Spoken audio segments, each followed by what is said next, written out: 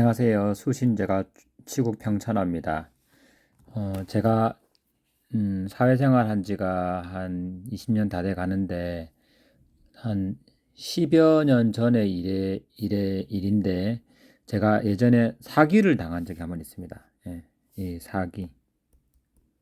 사기를 당했는데 어, 제가 가게를 하고 있는데 어느 날 갑자기 가게에 전화가 왔어요. 전화가 와서 제가 자기가 옆에 가게의 사장인데 조금 자동차를 고쳤는데 이 차 고친 수리비를 조금 대신 내주면은 다음 날 와서 자기가 갚아주겠다. 자기가 지금 타지에 있어서 지금 수리비를 주지 못했는데 그래서 이 카센터 직원이 차를 직접 몰고 와서 어, 차 키를 맡겨놓고 혹시나 수리비를 요청하면은 좀 대신 줄 수 있겠냐 해서 제가 그러면은 뭐 그러겠다라고 이야기를 했고 사실 거기 자기가 사장이라고 속였던 그 사람하고는 사실 그렇게 친분은 없었는데 그래도 또 어려움에 처한 사람을 좀 도와주는 게 조금 뭐 인지상정상 나쁘지 않겠다 뭐 이웃이고 해서 그래서 조금 이제 주려고 그렇게 마음을 먹고 이제 그렇게 했는데 그게 결국에는 사기였던 거죠. 그래서 대략 한 50만 원 전후를 제가 어쨌든 차 수리비로 주고 영수증도 줘요. 그리고 차 키도 줬는데 차 키를 받았을 때 이 차 키가 보통 열쇠집에 가면은 그냥 차 키 원형 모형 그대로 있잖아요. 그러니까 차 키가 보통은 모양이 다 다르기 때문에 모든 키가 이렇게 깎아 놓은 열쇠 부분이 보면은 다 모양이 다르잖아요. 그런데 이거는 이제 깎기 전의 모습인 거였죠. 그래서 어쨌든 뭔가 좀 허술하긴 했지만 그 허술함에 제가 어쨌든 그래도 사람을 조금 믿었고 그리고 누군가 도와줄 어림에 처한 사람 도와야 된다는 생각에 그렇게 어쨌든 사기를 결국에는 당하게 되었고 다음 날 아침에 이제 그분이 이제 지나가길래 제가 인사를 한번 했는데 본체 문체 만체하고 그냥 인사를 받는 정도 수준으로 그냥 지나가시더라고요. 아무 말도 없이. 그리고 그때 이제 아차 깨달았죠. 뭔가 이상했는데 그래서 직접 한번 더 물어봤죠. 혹시 뭐 이렇게 뭐 차 수리한다고 열쇠 맡기고 카센터 쪽으로 해가지고 저한테 뭐 부탁하지 않았느냐 하니까 자기는 이제 전혀 그런 사실이 없었대요. 그래서 완전 사기였던 거죠. 그래서 제가 갖고 있던 CCTV 자료랑 이런 것 그리고 전화번호도 다 남아 있었으니까 전화번호랑 해서 경찰에 신고를 해서 결국에는 이 사기꾼을 잡기는 잡았죠. 그래서 사기꾼을 잡음과 동시에 이제 인터뷰가 요청이 들어왔어요. 인터뷰. 네. 인터뷰 요청이 들어와서 어, 각 방송사 한 6개 정도 되는 방송사에서 저한테 이제 인터뷰 요청이 들어와서 이제 우리 매장으로 직접 들어와서 이 사항을 인터뷰하는 것까지 그 방송을 찍었습니다. 어떻게 보면은 제가 뭐 방송 출연료를 사기꾼한테 낸 셈이죠. 그래서 결국에 사기꾼을 잡았지만 이 사기꾼 잡은 거에 대한 그런 제가 손실을 본 사기당한 금액은 뭐 돌려받지 못했어요. 네. 사기꾼을 잡았는데 돈을 돌려받지 못했다는 게 참 좀 그러는데 그전에도 이 사기꾼이 사기를 이런 식으로 많이 치고 다녔고 최종적으로 저에 의해서 이 사기꾼이 잡힌 거죠.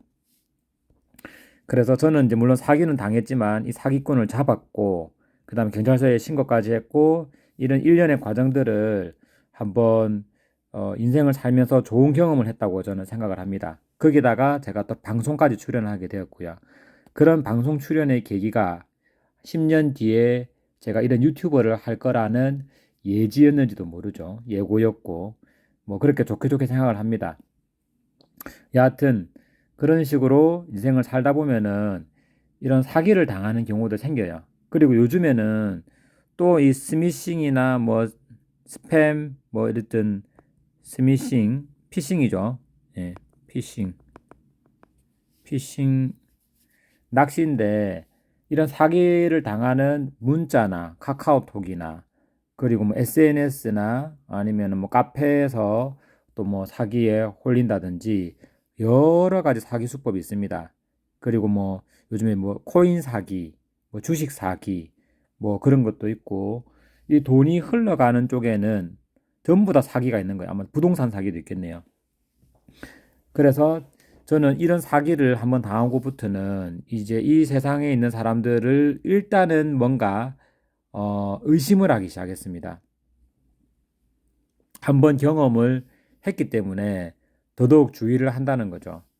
그래서 음, 사람이 살면서 차라리 인생 초반에 조금 사기를 당하고 내가 그런 경험을 해보는 것도 나쁘지 않다고 봐요. 이 살면서 나중에 진짜 큰 사기를 당할 수도 있거든요. 그래서 이 작은 사기를 겪으면서 아, 인생이 호락호락하지 않구나. 인생이 만만치 않구나. 이런 거를 이제 나름 깨달으면서 다음번에는 절대 내가 사기를 안 당하겠다. 이런 마음가짐도 가지게 되고, 조금 인생에 대해서 한 번 더 생각하게 되더라고요. 그리고 사람에 대해서도 생각하게 되고, 그래서 이런 사기를 당한 경험도 내한테는 값진 교훈이 될 수 있구나를 이제 깨달았고, 저는 그 교훈 삼아서 지금도 매사에 이제 조금 뭔가 의심이 될 만한 부분은 여러모로 체크를 하고, 사기를 안 당하려고 노력을 하고 있습니다. 뭐 최근에도 약간 그 중고 마켓에서 제가 약간 가격이 싸게 올라온 거를 또 약간 사기를 당할 뻔했지만 사기를 모면한 적이 있거든요. 아마 이런 처음에 당했던 인생 초반에 당했던 이런 사기를 경험으로 조금 피했지 싶습니다. 돈을 붙이고 나면 끝이거든요. 내가 물건 못 받으면 끝이란 말이죠. 그래서 이런 동정심에 의한 동정심을 이용한 사기, 그리고 뭐 여러 가지 뭐 아니면은 이제 고액 수익, 고수익을 보장한다든지 뭐 그런 이런 쪽으로 유인한 사기라든지 뭐 여러 가지 사기 수법이 있는 것 같습니다. 그리고 뭐 경찰이나 검찰을 사칭을 해가지고 뭐 내가 마치 이제 죄가 없는데 죄가 있는 것처럼 해가지고 사기를 거는 거죠. 자기가 이제 공권력을 악용을 해서 자기가 마치 공권력인 것처럼 해서 어 궁지에 몰아넣어서 사람을 당하게 만들어서 사기를 친다든지, 아니면 몸캠 피싱 같은 것도 있고요. 예. 남자들 어쨌든 뭐 그런 야한 채팅이나 이런 걸 하면서 이제 신체를 노출을 하는 걸 원해서 그 사람의 신체 노출을 영상으로 가지면서 뿌리겠다. 뭐 이런 식으로 이 몸캠 피싱을 하는 경우도 있고, 여러 가지 사기 수법이 많습니다. 그래서 우리 이런 많은 사기 수법을 우리가 다 일일이 피해가기는 되게 힘든데 그래도 정신 차리고 피해야 됩니다. 그리고 뭐 최근에 뭐 41억이나 되는 어 사기를 당했다. 뭐 1인당 개인으로 건당 사기가 가장 컸던 케이스가 뭐 있었다면서, 뭐 심지어 이분이 이제 의사였는데 사기를 당했다. 뭐 검찰을 사칭해서 뭐 수배 영장 뭐 그런 식으로 해가지고 막 보내주고 하면서 사기를 당했다는 기사도 최근에 있었는데, 내가 아무리 똑똑하다고 해도 사기는 이제 내가 모르는 분야를 접근해서 사기를 칠 수가 있기 때문에 내가 당연히 아는 분야에서는 사기를 안 당할 수가 있습니다. 하지만 이제 모르는 분야에 접근했을 때는 분명히 내가 약점이 있고 사기를 당할 수 있다는 거죠. 그래서 보통은 이제 좀 고소득자 내지는 조금 약간 전문직에 있는 사람들이 조금 더 사기에는 더 취약한 것 같습니다. 인생 경험이 조금 아무래도 이 전문직을 제외한 나머지 부분에는 좁기 때문에 경험이 좀 적고, 그래서 이런 부분에서는 더 취약하다라고 봅니다. 그래서 여러분도 사기 당하지 않기 위해서 뭐 조금 주의하는 것도 필요하고요. 만약에 내가 상해를 당했다면은, 그리고 또 너무 절망하지 마시고 뭐 이런 것도 좋은 경험이다 생각하고 다시 또 재기를 하고 또 사기 당한 금액만큼 만회를 한다든지 뭐 그런 식으로 해서 뭐 이미 엎질러진 물을 좀 수습하는 방향으로라도 조금 정리를 해서 다음에라도 안 당하는 방향으로 해야죠. 저처럼.